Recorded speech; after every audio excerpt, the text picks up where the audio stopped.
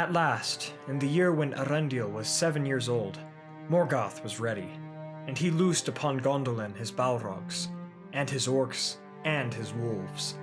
And with them came dragons of the brood of Glaurung, and they were become now many and terrible. Greetings, friends, I hope you all are doing well, wherever you are in Middle-earth. Yoistin here, and today, we will be finishing our discussion on Tur and the Fall of Gondolin as told in the Silmarillion. If you haven't seen part 1, I'll link it in the description and card above. Let's pick up right where we left off. In a time of peace and happiness, Arundel, the son of Tur and Idril, was born. This was in 503 of the First Age. Arundel had the beauty of the elves and the strength of men.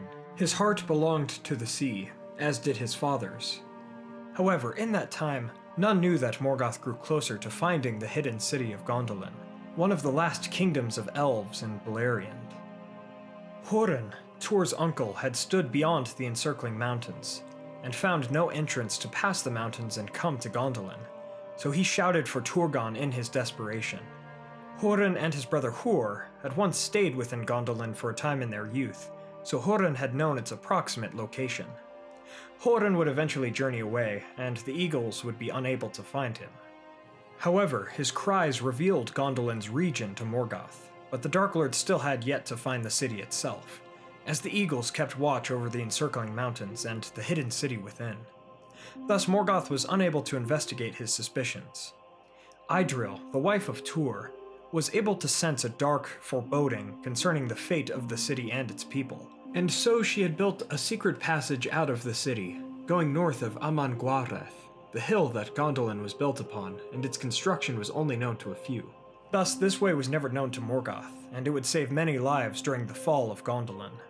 In a time when Arundel was still young, the elf Maeglin, the nephew of High King Turgon, secretly went far afield, against the wishes of the king, as he often did with some of his folk, for he loved to mine.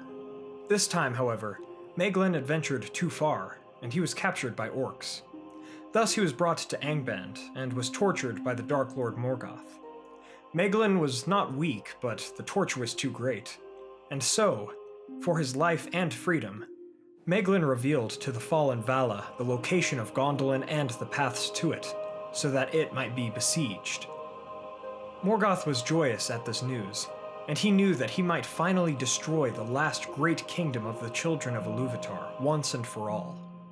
Morgoth promised Maeglin the lordship of Gondolin as a vassal, as well as the hand of Idril, his cousin and the daughter of King Turgon, once the city was taken.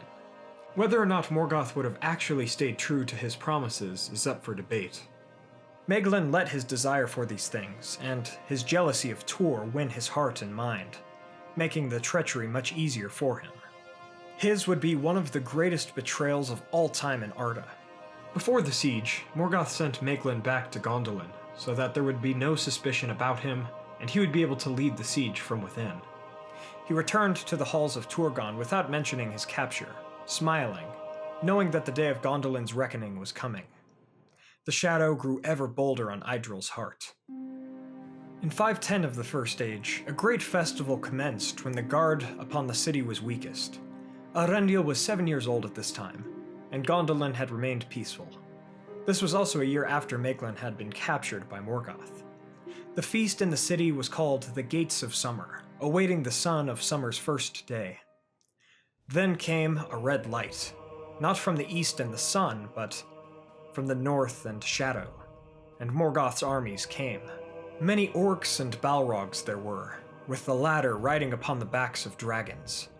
They did not halt their approach until they were up to the very walls of the elven city, and by then, the fate of men and elves seemed to be set.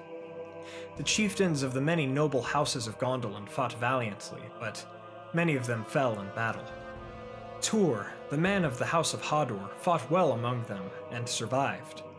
Ecthelion of the Fountain and Gothmog, the Lord of Balrog, slew one another in the square of the king, and High King Turgon himself fell when his seat of rule, the Tower of the King, fell upon him.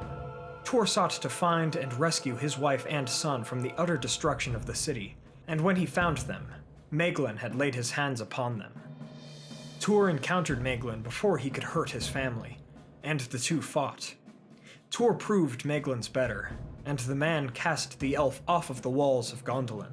The son of Iul was slain like his father had been, but he hit the slopes of Amanguara 3 times before finding the flames of his own cause below, thus bringing an end to Meglin the traitor. After the demise of Meglin, Tur and Idril found as many survivors among Gondolin as possible, before leading them through Idril's secret passage to the north, which the servants of Morgoth knew nothing about. Mists fell upon Tumladen, as the dragonfire had mixed with the waters of Gondolin's fountains, and so the passage of the refugees was aided. The people of Gondolin took the pass Kirith Thorunath, the Eagle's Cleft, where a cliff wall was on the right side of the path and a steep fall was on the left. This narrow way brought the elves and men into a group of orcs, one of the many groups set around the encircling mountains by Morgoth. Leading these orcs was another Balrog, and he would have decimated the waylaid free peoples if not for the valor of Glorfindel, chief of the House of the Golden Flower and Thorondor, the King of the Eagles.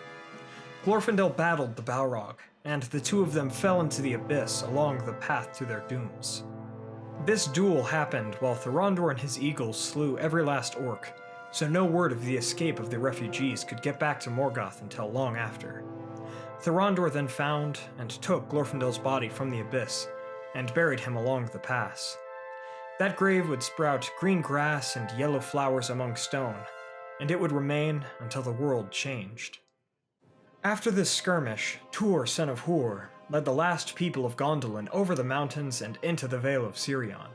They came to Nan Tathrin, the land of willows, as the power of Ulmo the Vala of the Seas was still in that place, and it came over them.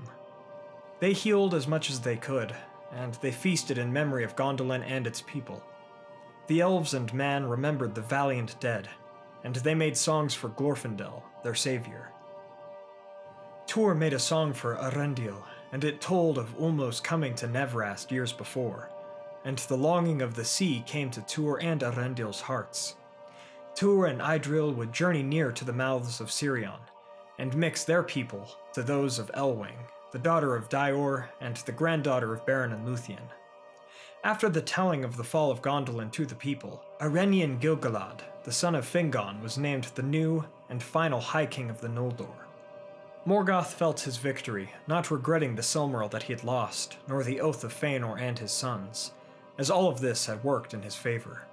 He likely knew or cared little for the remnants of the elves dwelling by Sirion, even as they, the elves of Gondolin, Doriath, and Valar, became one people. They took to building ships and loving the sea, and they would be one of, if not the last refuge of the free peoples during the First Age. They lived along the coasts of Arvernian, quote, under the shadow of Ulmo's hand, end quote. Ulmo would go to the others among the Valar and beg aid for the free peoples, but Manwë, the king of the Valar, awaited a time when a person would plead on behalf of both men and elves. Manwë couldn't bring about the end of the Oath of Feanor, and he could not save Feanor's children from their woes until they relinquished the Silmarils.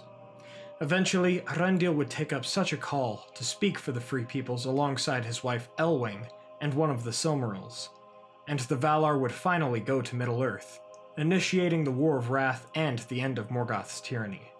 But that time had not yet come. The end of Tur and Idril's story came.